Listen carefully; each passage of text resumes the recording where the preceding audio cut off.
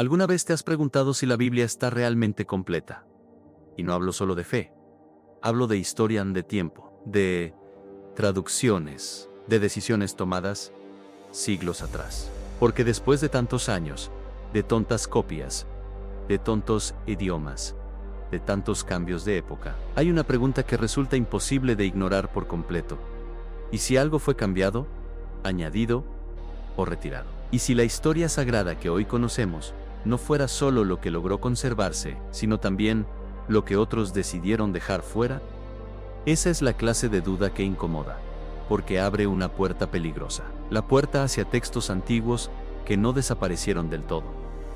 Escritos que hablaban de gigantes de ángeles caídos, de secretos del cielo, de visiones extrañas y de versiones de la historia demasiado incómodas para permanecer sin tensión dentro de la memoria oficial. Y cuanto más piensas en eso, más inquietante se vuelve todo.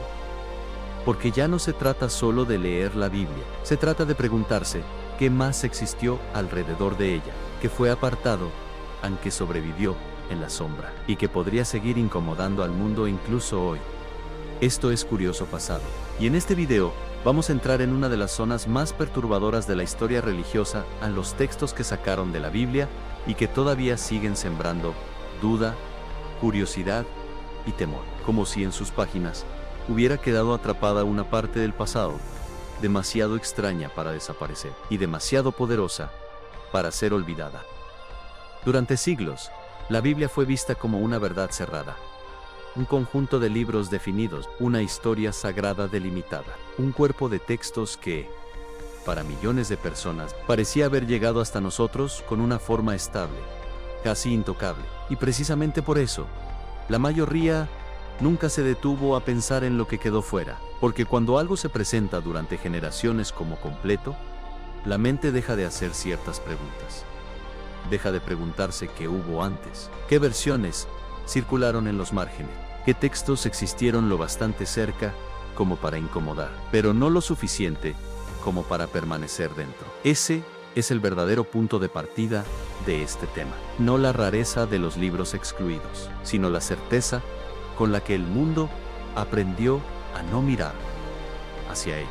Porque la Biblia que hoy conocemos no solo fue leída, copiada y preservada, también fue delimitada. Y esa palabra cambia por completo la atmósfera del asunto. Delimitar significa decidir, significa marcar un borde, significa decir que permanece dentro y que deberá quedar fuera de la memoria central. Y cuando se entiende eso, la tranquilidad empieza a resquebrajarse. Porque entonces la Biblia ya no parece solo un conjunto de textos sagrados. Empieza a aparecer también el resultado de una frontera. Una frontera construida a lo largo del tiempo, donde algunos escritos fueron reconocidos, aceptados y repetidos, mientras otros quedaron alrededor, demasiado próximos para ser ignorados del todo, demasiado incómodos para convivir sin tensión con la historia que terminó imponiéndose. Eso es lo que vuelve este tema tan poderoso. La idea de que, junto a la memoria oficial,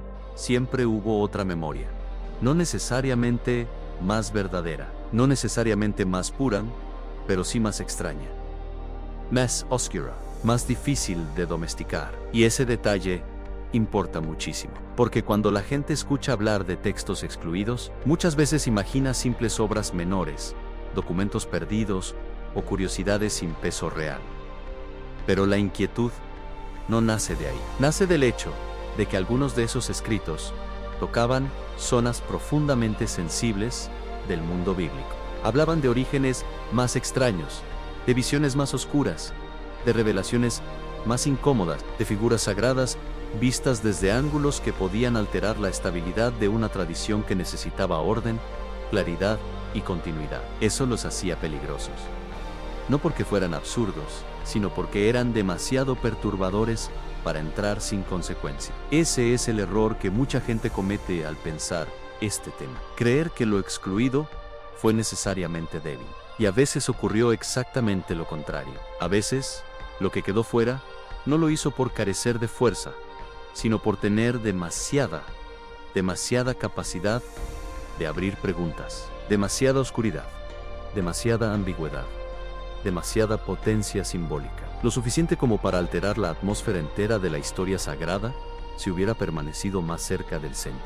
Por eso este capítulo no trata todavía de nombres específicos, trata de una sospecha mucho más grande, la sospecha de que la Biblia que todos conocen no es solo una memoria conservada, sino también una memoria protegida. Una memoria que, para mantenerse estable, necesitó dejar ciertas páginas fuera del núcleo visible. Páginas que no desaparecieron del todo, pero quedaron orbitando alrededor de la tradición como sombras incómodas de algo que una vez estuvo más cerca de formar parte del relato. Y eso cambia completamente la experiencia del espectador, porque a partir de aquí, ya no está mirando la Biblia del mismo modo, ya no como un libro cerrado desde siempre, sino como el resultado de una historia más compleja, más humana, más conflictiva. Una historia donde el pasado sagrado no solo fue transmitido, sino también filtrado, defendido, delimitado y organizado, hasta adquirir la forma que hoy parece tan natural. Eso es lo que vuelve a los textos excluidos tan inquietantes. No solo lo que dicen, sino lo que revelan sobre el proceso mismo de recordar. Porque si hubo textos que quedaron fuera, entonces la memoria religiosa deja de parecer una superficializa. Empieza a mostrar grietas, bordes, zonas de tensión. Empieza a dejar ver que la historia sagrada no llegó hasta nosotros como una piedra caída del cielo, intacta y cerrada, sino como una tradición que también tuvo que decidir qué hacer con sus propios excesos, con sus versiones incómodas y con aquellas voces que podían volver demasiado inestable la imagen final. Y esa es la idea que debe quedar grabada antes de seguir avanzando. Que el verdadero misterio no comienza cuando leemos uno de esos libros. Comienza cuando aceptamos que existieron lo bastante cerca de la Biblia como para no poder ser reducidos a simple fantasía. Y si eso es cierto, entonces la gran pregunta ya no es solo qué contenían esos textos. La verdadera pregunta es qué clase de pasado sagrado podía volverse tan incómodo que algunas de sus páginas terminaran sobreviviendo únicamente desde la sombra. Y aquí es donde la incomodidad empieza a tomar forma, porque una cosa es saber que hubo textos que quedaron fuera, y otra muy distinta es descubrir lo que algunos de ellos se atrevían a contar, gigantes, ángeles caídos, secretos del cielo, un conocimiento prohibido entregado a los hombres. De pronto, lo que parecía una duda histórica se convierte en algo mucho más perturbador, porque esos escritos no hablaban simplemente de detalles secundarios, ni de variaciones menores sobre la tradición. Entraban en zonas oscuras, zonas donde el origen del mal, la corrupción del mundo y la relación entre lo divino y lo humano adquirían una profundidad mucho más extraña de lo que la mayoría imagina cuando piensa en la historia bíblica. Y eso lo cambia todo, porque en ese instante el espectador entiende que los textos excluidos no resultaban incómodos solo por existir, resultaban incómodos por el tipo de mundo que describían. Un mundo donde el cielo podía romper su distancia, donde ciertos seres descendían, donde el conocimiento no llegaba siempre como bendición, y donde la humanidad quedaba atrapada en una historia mucho más vasta y mucho más oscura de lo que las versiones más conocidas dejaban ver. Eso es lo que hace tan inquietante a libros como el de Enoch, pero también a toda una constelación de tradiciones cercanas que rozaban los márgenes del mundo bíblico con una fuerza difícil de ignorar, porque cuando aparecen los gigantes en estos textos, no lo hacen como una simple extravagancia. No están ahí para decorar la imaginación del lector, ni para añadir espectacularidad a una historia antigua. Funcionan como una señal, como la marca visible de una ruptura que ya ocurrió, como el resultado de una transgresión que alteró el orden del mundo. Y eso vuelve la lectura mucho más seria de lo que parece. Lo mismo ocurre con los vigilantes. No se presentan como figuras poéticas o alegóricas, en un sentido cómodo. Se presentan como seres que cruzan un límite, seres ligados al cielo que abandonan su lugar y arrastran con ellos una forma de desorden demasiado grande para ser contenida con una explicación simple. En ese punto, la historia deja de sentirse como una narración religiosa estable y empieza a parecer una memoria de fractura, una memoria donde algo del orden sagrado se quebró y donde la tierra terminó cargando con las consecuencias. Ese es el verdadero impacto de estos textos. No añaden rareza, añaden profundidad.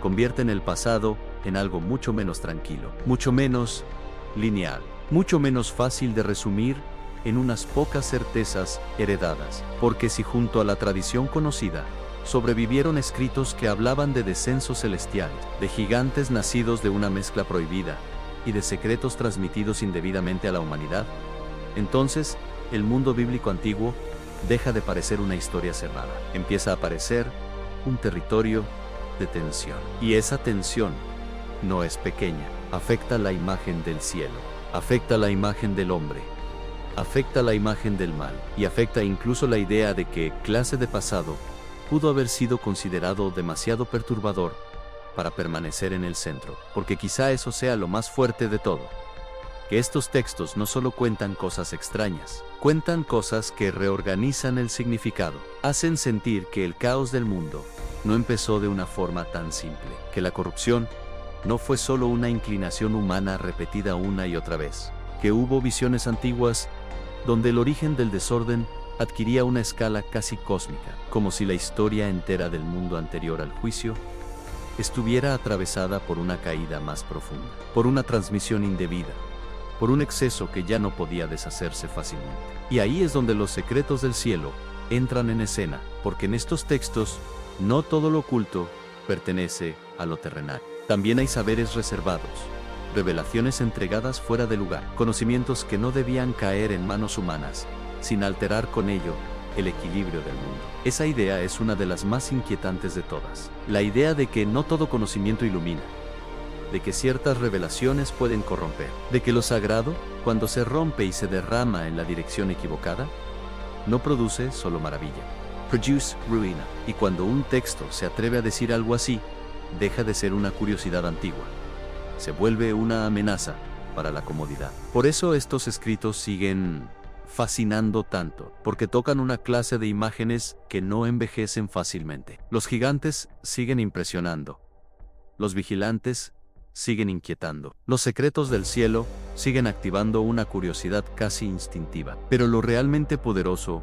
no está en las palabras aisladas, está en la sensación de conjunto, en la idea de que, alrededor de la Biblia que todos conocen, sobrevivieron textos capaces de describir una versión del pasado mucho más feroz, más peligrosa y más difícil de aceptar, sin estremecimiento. Y eso obliga a mirar de nuevo la pregunta inicial, porque si hubo libros que hablaban de todo esto, y aún así, no desaparecieron por completo, entonces quizá lo más perturbador no sea lo que contaban, quizá lo más perturbador sea esto, aunque durante siglos, al borde mismo de la memoria sagrada, siguieron respirando textos que parecían recordar un mundo demasiado oscuro para ser reducido a simple leyenda, y demasiado poderoso para ser olvidado sin dejar huella.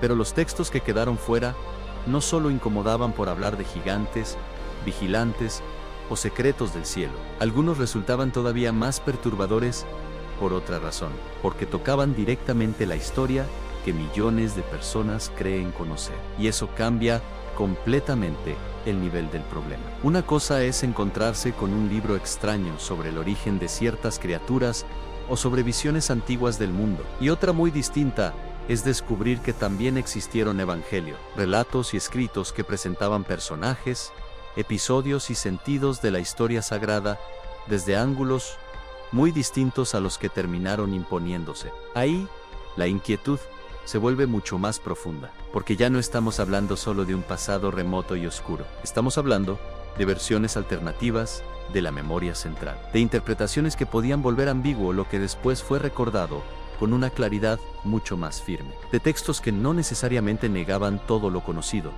pero sí lo desplazaban, lo reordenaban o lo hacían temblar desde dentro. Y ese tipo de movimiento siempre resulta peligroso, porque una tradición puede tolerar la rareza en los márgenes. Lo que le cuesta mucho más tolerar es la inestabilidad en el corazón. Y eso es exactamente lo que provocaban algunos de esos escritos, evangelios y visiones, que no siempre repetían la misma estructura emocional, ni otorgaban el mismo peso a los personajes, ni presentaban el mismo acceso a la verdad. En algunos, ciertas figuras adquirían una complejidad que la memoria posterior ya no quiso conservar con tanta apertura. En otros, lo importante no era tanto la historia visible, como el conocimiento escondido detrás de ella. Y en varios casos, la sensación general era la misma. Había versiones del pasado sagrado que no podían convivir sin tensión con la forma en que la historia terminaría siendo fijada. Eso es lo que vuelve tan fascinante esta parte del tema, porque demuestra que los textos excluidos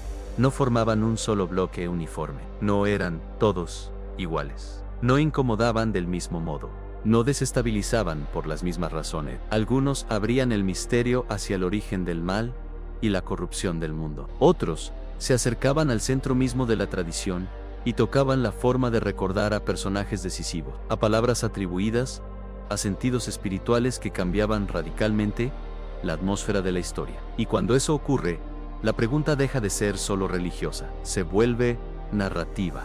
¿Quién cuenta la historia? ¿Desde qué mirada? ¿Con qué énfasis? ¿Y qué ocurre con las otras versiones cuando una termina imponiéndose sobre las demás? Eso es lo que hace tan incómodos a estos evangelios y visiones. No solo que digan otra cosa, sino que muestran que hubo un tiempo en el que la memoria aún no estaba completamente cerrada. Un tiempo en el que la historia sagrada todavía respiraba de varias maneras. Todavía podía ser narrada con acentos distintos. Todavía no se había transformado del todo en una estructura única y estable para todos. Y ese detalle es decisivo, porque la mayoría de las personas imagina la historia religiosa como si hubiera llegado hasta nosotros ya formada, ya definida, ya resuelta. Pero estos textos obligan a mirar un momento mucho más frágil y mucho más vivo. Un momento en el que todavía existían cruces, disputas, interpretaciones, lecturas que se acercaban peligrosamente al centro y luego quedaban desplazadas hacia la periferia. Eso vuelve la experiencia del espectador mucho más intensa, porque ya no siente que está observando simples documentos olvidados. Siente que está entrando en una historia donde la memoria misma estuvo en disputa. Y ahí aparecen algunas de las preguntas más poderosas de todo el video. No solo que fue excluido, sino que habría cambiado si ciertas versiones hubieran permanecido más cerca del centro. ¿Qué imagen del pasado tendríamos hoy? ¿Qué personajes sentiríamos de otro modo? ¿Qué episodios ya no parecerían tan cerrados como ahora? Ese es el verdadero filo de estos textos. No siempre destruyen la historia conocida. A veces hacen algo más inquietante, la vuelven porosa, la obligan a convivir con otras capas, con otras voces, con otras posibilidades que no desaparecen del todo, aunque hayan sido apartadas. Y una vez que esa porosidad aparece, la seguridad del espectador cambia, porque empieza a comprender que la tradición no solo recuerda, también decide qué tono tendrá el recuerdo, qué complejidades se conservarán, qué ambigüedades se permitirán y cuáles serán empujadas fuera del campo visible para que el relato conserve nitidez. Por eso estos evangelios y visiones siguen incomodando, no por simple rebeldía, no por escándalo vacío, sino porque recuerdan algo que a la memoria le cuesta aceptar, aunque incluso las historias más sagradas atravesaron un tiempo en el que podían ser contadas de maneras distintas, y que no todas esas maneras sobrevivieron con el mismo derecho a ser escuchadas. Y si eso es cierto, entonces la historia sagrada deja de parecer una línea única, empieza a aparecer un territorio más complejo, más humano y más inquietante. Un territorio donde algunas voces fueron preservadas en el centro y otras quedaron alrededor, demasiado cercanas para ser reducidas a ficción, demasiado incómodas para mantenerse sin peligro dentro de la forma final. Y quizá esa sea la parte más perturbadora de todas, que algunos de los textos que sacaron de la Biblia no solo hablaban de cosas extrañas, hablaban de la misma historia, pero de una manera que podía cambiar como el mundo entero volvería a recordarla. Hay libros que se olvidan con el tiempo, y hay otros que, incluso después de ser apartados, siguen produciendo una inquietud difícil de explicar. Eso es exactamente lo que ocurre con estos textos, porque si todavía incomodan, no es solo por antiguos, ni por raros, ni por haber quedado fuera. Incomodan porque tocan algo mucho más profundo, a la posibilidad de que la historia sagrada haya sido más amplia, más oscura y más difícil de ordenar de lo que la mayoría imagina. Ese es el verdadero motivo de su fuerza.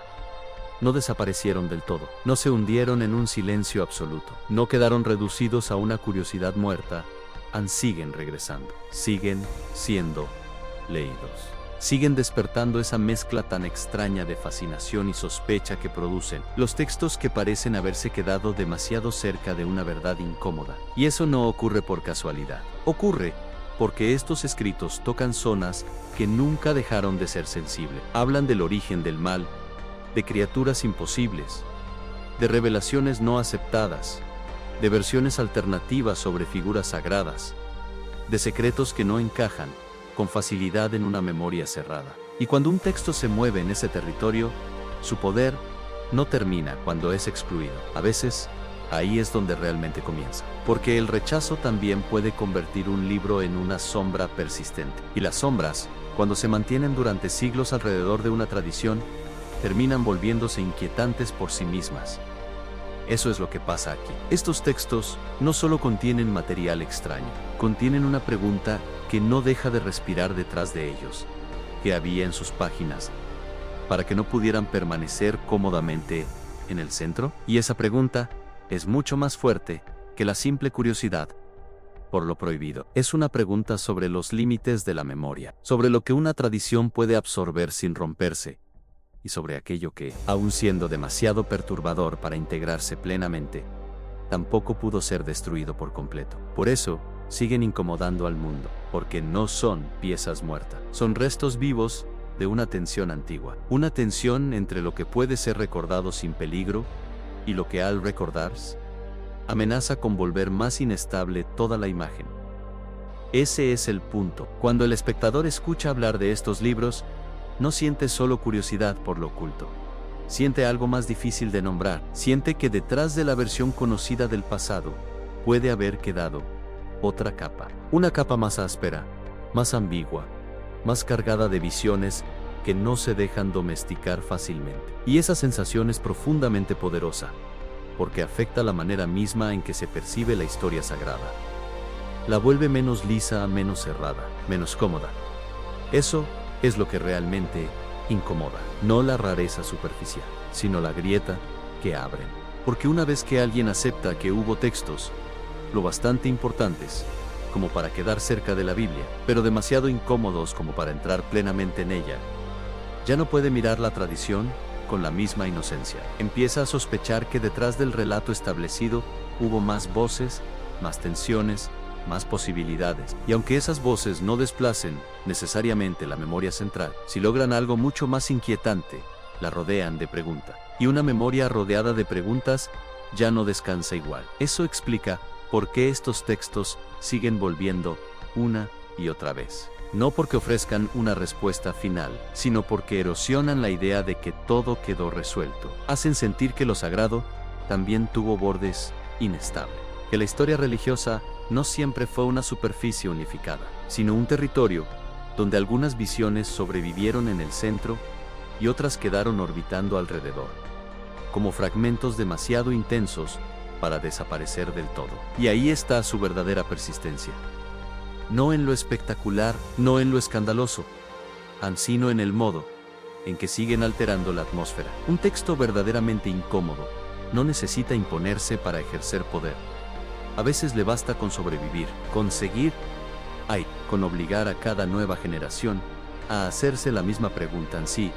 Estos escritos fueron apartados. ¿Fue solo porque eran extraños o porque conservaban una clase de oscuridad que la memoria oficial no podía abrazar sin temblar? Eso es lo que todavía incomoda. La sospecha de que algunos de estos libros no quedaron fuera por ser débiles, sino por ser demasiado densos, demasiado ambiguos, demasiado capaces de volver más complejo todo lo que tocan. Y cuando algo tiene ese poder, no importa cuántos siglos pasen, sigue produciendo el mismo efecto. No tranquilidad, inquietud, no certeza, duda, no cierre, apertura, porque al final, eso es lo que estos textos representan. La imposibilidad de cerrar del todo una historia que incluso, después de haber sido delimitada, todavía conserva en sus márgenes voces capaces de incomodar al presente con la misma fuerza con la que incomodaron al pasado. Y aquí es donde el tema deja de ser solo religioso, porque cuando uno mira con atención estos textos apartados, entiende que el verdadero misterio no está únicamente en lo que cuentan. No se trata solo de gigantes do ángeles caídos, de evangelios distintos o de visiones incómodas. Se trata de algo todavía más profundo. Se trata de quién decide que permanece en el centro y que debe sobrevivir desde la sombra. Ese es el corazón del problema, porque toda memoria que pretende volverse estable necesita hacer algo más que recordar. Necesita seleccionar, necesita ordenar, necesita trazar una línea entre lo que puede ser transmitido como verdad compartida y lo que, por su fuerza, por su rareza o por su capacidad de desestabilizar, debe quedar al margen. Y cuando una tradición llega a ese punto, el poder entra en escena, no siempre como imposición violenta, a veces como delimitación, como criterio, como defensa del orden, como necesidad de que una historia pueda sostenerse sin abrir demasiadas grietas. Eso es lo que estos libros revelan de forma silenciosa, pero brutal. Que la historia sagrada que el mundo heredó no es solo el resultado de inspiración, transmisión y preservación. También es el resultado de una frontera donde algunas voces fueron reconocidas como centrales y otras quedaron en una región más incierta, más inestable, más cercana a la exclusión que a la desaparición. Y esa frontera nunca es neutra, porque toda exclusión dice algo. Dice qué tipo de verdad puede convivir con una comunidad sin romperla. Dice que imágenes del pasado pueden ser soportadas y cuáles resultan demasiado densas, demasiado oscuras o demasiado abiertas como para convertirse en memoria principal. Dice, en el fondo, qué forma de mundo puede ser organizada sin que el relato pierda su nitidez. Eso hace que este capítulo sea uno de los más importantes del video, porque obliga al espectador a entender que los textos excluidos no son solo rarezas alrededor de la Biblia, son también una prueba de cómo funciona la construcción de una memoria poderosa. Una memoria que no solo conserva, sino que elige, no solo transmite, sino que jerarquiza, no solo protege una verdad, sino que define desde qué bordes esa verdad puede ser contada sin volverse inestable. Y cuando eso se hace visible, todo cambia, porque la exclusión deja de parecer un accidente, empieza a parecer un acto de configuración, un gesto mediante el cual una tradición decide qué tono tendrá su pasado, qué complejidades podrán permanecer en el relato y cuáles deberán quedar fuera para que la historia conserve cohesión. Y una vez que el espectador comprende eso, la pregunta deja de ser solo qué libros sacaron de la Biblia. La pregunta se vuelve mucho más inquietante. ¿Qué clase de verdad resulta demasiado difícil de integrar? ¿Qué memoria necesita ser reducida para que otra pueda consolidarse? ¿Y cuántas veces la estabilidad de una historia depende no solo de lo que recuerda, sino de lo que decide mantener lejos? Eso es lo que estos textos revelan sobre el poder. No un poder superficial, sino un poder mucho más profundo, el de definir los límites de la memoria legítima. Ese tipo de poder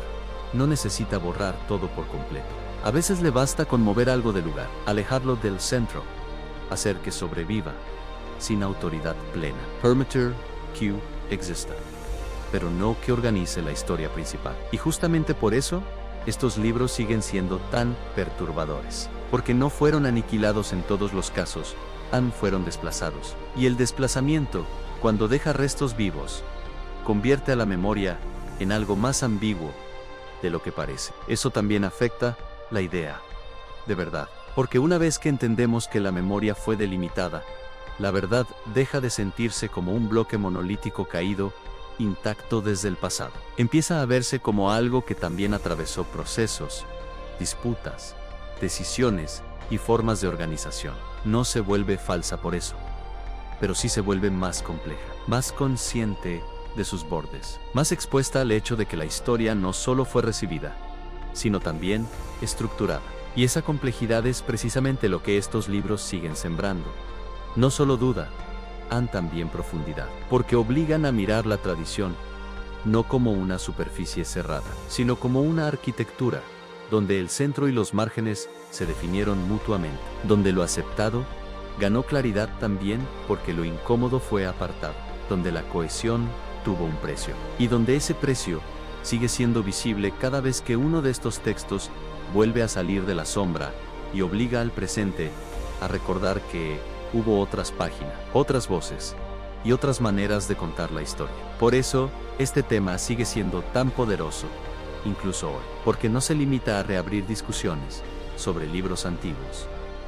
Reabre una pregunta universal, la pregunta sobre cómo se construyen las grandes memorias del mundo, sobre cuánto de lo que llamamos versión oficial depende de una verdad compartida, y cuánto depende también de las voces que fueron dejadas fuera para que esa verdad pudiera sostenerse sin temblar. Y quizá esa sea la revelación más incómoda de todas, que estos textos no solo desafían la idea de una Biblia cerrada, desafían una idea mucho más humana y mucho más profunda, a la de creer que toda memoria poderosa se formó únicamente por lo que conservó, y no también por aquello que necesitó excluir para parecer completa. Tal vez el verdadero poder de los textos que sacaron de la Biblia no esté solo en lo que dicen, tal vez esté en la inquietud que dejan cuando uno termina de mirarlos de frente, porque después de entrar en ellos, la historia sagrada ya no parece tan cerrada como antes. La Biblia deja de sentirse únicamente como un cuerpo completo e intocable, y empieza a revelar algo mucho más humano, más profundo y más perturbador que junto a la memoria que quedó en el centro. También existieron otras páginas, otras voces y otras versiones, que sobrevivieron desde la sombra. Eso es lo que vuelve a estos textos tan incómodos, incluso hoy. No solo hablan de gigantes de ángeles caídos, de evangelios distintos o de visiones extrañas. Hablan, en el fondo, de una memoria que no llegó hasta nosotros sin bordes, sin tensiones y sin decisiones. Hablan de un pasado sagrado que fue más amplio de lo que solemos imaginar, más oscuro, más ambiguo, más difícil de domesticar, y quizá por eso siguen regresando, porque los textos verdaderamente inquietantes no desaparecen del todo. Pueden ser apartados, pueden quedar fuera del centro, pueden sobrevivir sin la autoridad de los libros aceptados, pero si conservan una fuerza suficiente, siguen respirando alrededor de la historia, siguen incomodando, siguen sembrando la misma sospecha que sembraron hace siglos, que tal vez la versión que el mundo heredó no fue solo la única posible, sino la que logró permanecer en el centro mientras otras quedaron orbitando en silencio. Eso cambia la forma de mirar todo, porque ya no se trata solo de preguntarse qué libros fueron retirados. Se trata de entender lo que su exclusión revela. Revela que la historia sagrada no fue una superficie lisa. Revela que hubo una lucha por el sentido, por el tono, por la forma en que el pasado debía ser recordado. Revela que la memoria más poderosa no siempre se construye solo con lo que conserva, sino también con aquello que decide mantener lejos para que la imagen final no tiemble demasiado. Y esa es una idea difícil de olvidar, porque deja una duda que no desaparece fácilmente. Si estos textos quedaron fuera, fue solo porque eran extraños, o porque guardaban una clase de oscuridad, de ambigüedad o de fuerza que la memoria oficial no podía abrazar sin volverse más inestable. Quizá ahí reside su verdadero filo, no en destruir lo conocido, sino en volverlo más profundo, más consciente de sus márgenes, más vulnerable a la sospecha de que, detrás de la historia que todos repiten, todavía respiran fragmentos de otra memoria que nunca fue borrada por completo, solo apartada en recuerda. El pasado no está muerto, solo está esperando a ser descubierto. Esto fue Curioso Pasado, donde la historia deja preguntas y los misterios comienzan.